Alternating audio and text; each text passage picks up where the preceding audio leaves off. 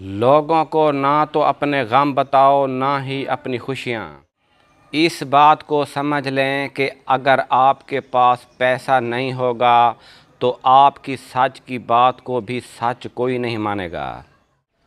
کاروبار کرنے کے لیے آپ کے پاس انویسٹ سے زیادہ انفارمیشن کا ہونا ضروری ہے۔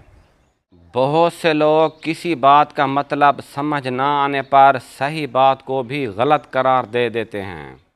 غریب لوگوں کے پاس سوائے خواہشوں کے اور کچھ نہیں ہوتا۔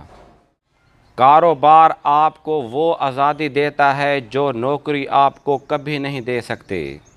دولت اور چیزوں سے زیادہ پیار نہیں کرنا چاہیے کیونکہ دولت اور چیزیں کبھی بھی آپ سے چھن سکتی ہیں۔